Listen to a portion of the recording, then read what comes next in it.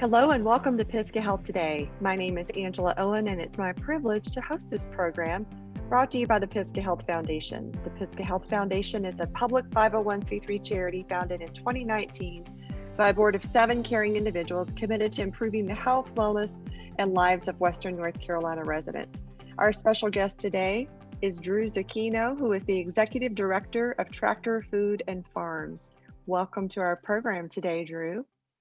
Thanks for having me, Angela. We also have another little special guest that I'll read just a tiny bit more about here in just a moment, but just some background on Drew. Drew has over a decade of experience in North Carolina agriculture, ranging from large-scale conventional blueberry farming in Pender County to biodynamic fruit orchards in Mitchell County.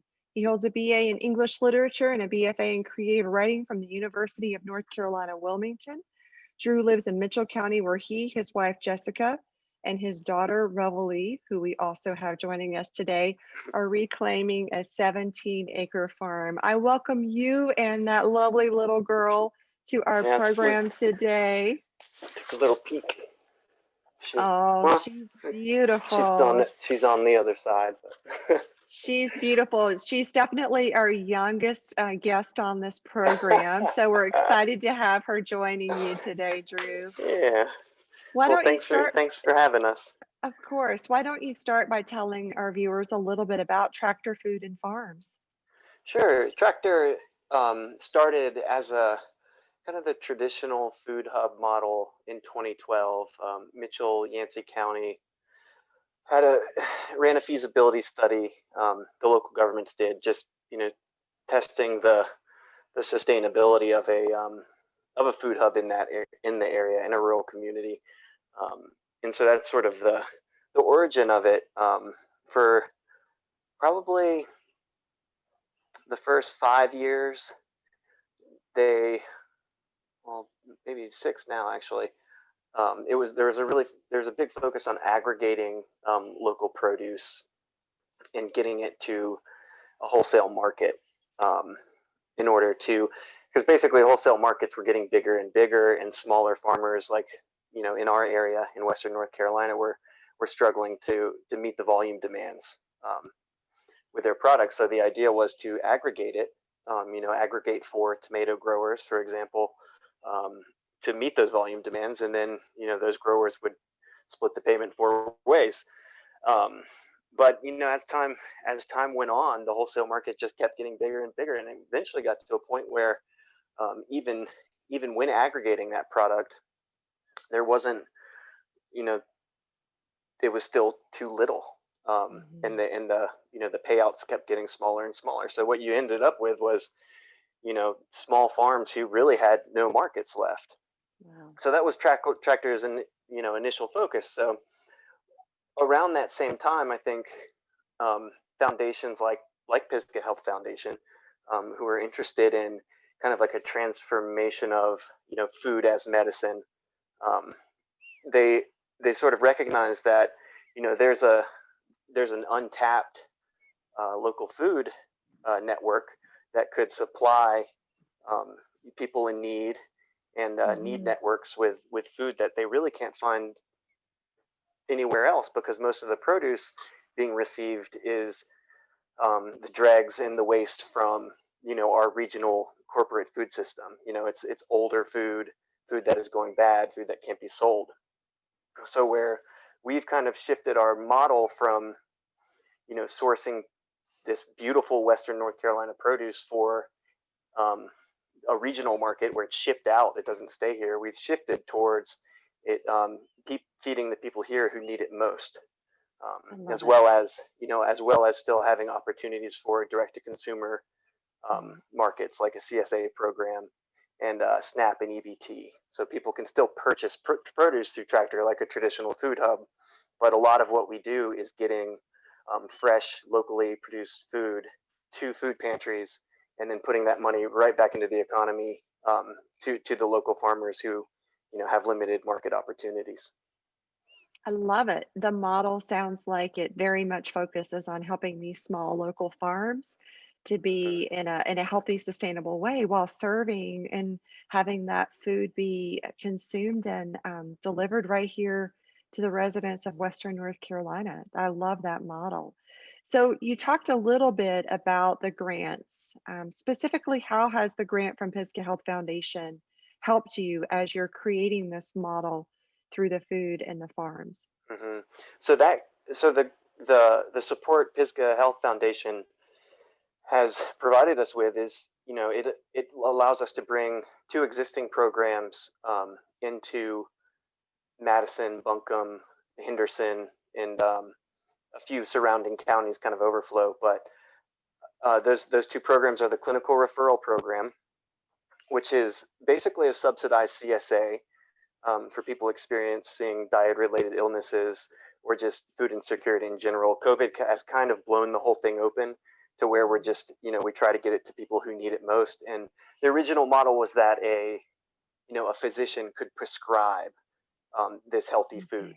to someone. But as we've seen, people aren't really going to we're trying not to overload the medical field. So Right. um, and not everyone is visiting a doctor as much. So we've sort of opened it up, and a lot of those subsidized CSAs are being facilitated and distributed through need networks like food pantries, community gardens. They're identifying.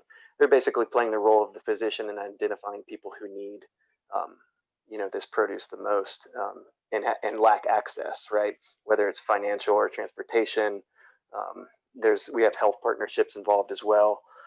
So that's the first program, and that runs 18 weeks, and it's about a 20-pound bag, valued at $20-25 per week, um, to those folks, and it goes for 18 weeks. And I think this year we have funders that match it kind of all over the region, and this year alone we did around 4,000 bags over the course of 18 weeks, and then we'll do that next year with Pisgah's help. So um, that's the first program, and then the second one is it's called Healthy Harvest, and that's the direct bulk produce to food pantries, which has just been, we've already kicked that one into gear. I mean, the clinical referral is definitely a summer program because you have a lot of premium produce, and that's when growers in this area are traditionally used to, you know, growing food, because that's when the markets are, and the weather, of course, Right.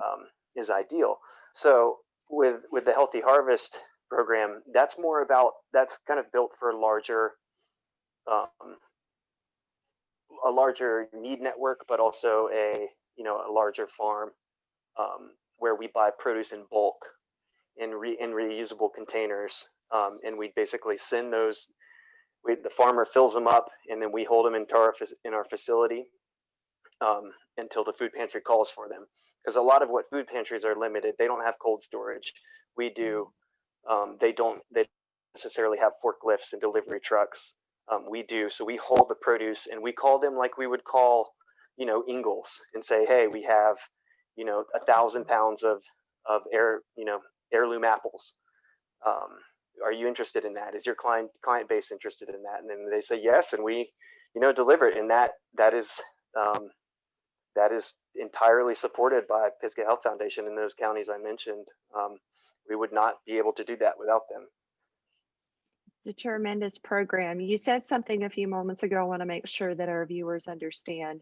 You use the hmm initials or the acronym CSA. Can you just clarify what that stands for? Yeah, CSA probably needs to be in the agriculture communities, particularly small agriculture community. It means community sustainable agriculture. Um, Okay. or community supported agriculture, and it's really more of a product now than an idea. A CSA would be, you would go to a farmer and you would say, okay, well, I want to subscribe to your food program, um, and I don't necessarily want to choose. I just want things from your farm, and then every week that farmer would pack a bag um, for that individual customer. Ours is a little different, where our bags are actually customizable. You can choose what's in them. Um, you can choose to skip a week. You can choose just to do 1 week. It's a multi-farm CSA as well, so you can choose from, you know 10 or 20 farms on any given week of the product you want to see in your bag. So the clinical referrals, which is kind of a model, which is based off of the CSA bag, like I said, it's similar in that you have, you know, maybe 5 or 6 different farms contributing to a single bag. It's a fabulous food is as medicine selection program that you've got set up there through the CSA. I love it, Yeah, Drew. oh, go ahead. I was just going to say our survey data just got back last week on that program, and we had 98% report that their eating habits improved, and 95% reported that they increased their, you know, their intake and had, you know, experienced greater access to, you know, basically ate food that they wouldn't be eating, ate healthy food that they wouldn't otherwise be eating, which was incredible, and, you know, felt good to get that data back.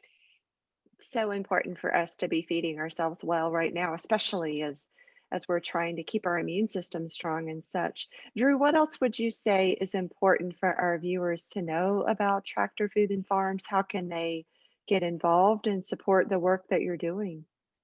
Sure. We do. Well, before COVID, we had a lot of volunteers. We've kind of toned down on that. But, you know, really our mission is to increase access to local food, you know, whether that is through feeding programs, whether that's through sales. It's just, we're trying to build a, you know, a fair and just food system where, you know, our food stays here, and people who need it get it, whether they're paying for it or, you know, someone else is. Or, Right. I mean, there's all kinds of different places in issues that agriculture and food can assist with, including health. So, you know, I would just say, you know, you can help just by providing us with opportunities and staying in touch. And you know, if you want to support us financially, you can make a donation. You can purchase a CSA. I think we'll probably be moving closer into Madison and Buncombe next year, thanks to Pisgah, because we'll be out there anyway. So we'd be happy to deliver a CSA to your workplace, or Wonderful. so yeah, that's what we're up to.